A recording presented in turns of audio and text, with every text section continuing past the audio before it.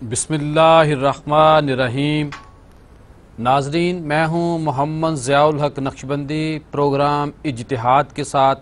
اجتہاد بنیادی طور پر جو ہمارا ایک تھیم ہے پروگرام کا، جو ہم نے نام رکھا ہے پہلے کی طرح، وہ اسی لیے ہم نے رکھا ہے کہ ہم نے اپنے آپ کو مشقت سے گزارتے ہوئے، مشقت کے عمل سے گزرتے ہوئے، دوسروں کو مشقت میں سے گزارتے ہوئے ہم نے وہ کام کرنا ہے جو اس وقت ہماری سوسائٹی کی ضرورت ہے۔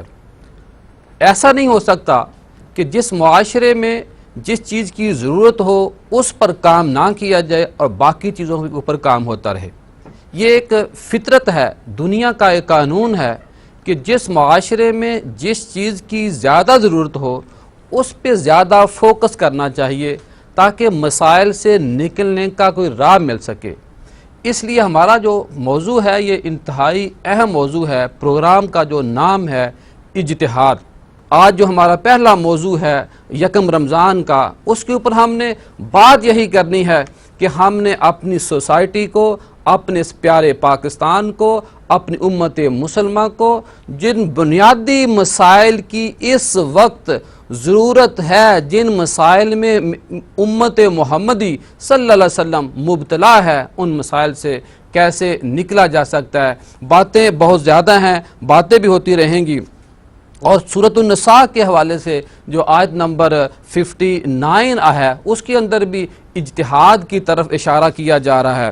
اور اس کے ساتھ ساتھ ناظرین میں آپ کو عرض یہ بھی کروں کہ کریم آقا صلی اللہ علیہ وسلم نے راستوں کی جو اہمیت ہے اس کے اوپر بھی بات کی ہے۔ کریم آقا صلی اللہ علیہ وسلم نے ایک فٹ، جو یعنی کہ ایک مرد جو ایک فٹ راستہ لیتا ہے، جگہ لیتا ہے، اس کو بھی کہا کہ اے میرے صحابہ راستے کا حق ادا کرو، چوکوں میں کھڑے مت ہوں۔ اور کریم آقا صلی اللہ علیہ وسلم کی ذات وہ ذات ہے کہ جب ریاست مدینہ کا عمل شروع ہوا اور جب ہمارے جتنے بھی پروگرام ہوں گے، ریاست مدینہ ہمارا مین فوکس ہے۔ ہماری یہ کوشش ہوگی کہ پورا رمضان اجتہاد ریاست مدینہ کے دائیں بائیں ایک سرکل کی طرح گھومتا رہے اور ان بنیادی مسائل کی نشاندہی کرے کہ آج اگر ہماری حکومت الحمدللہ ریاست مدینہ کا نام لے رہی ہے، تب علماء اکرام کی یہ ڈیوٹی اور فرض بنتا ہے کہ وہ اپنے آپ کو فی سبیل اللہ پیش کریں اور حکومت کے ساتھ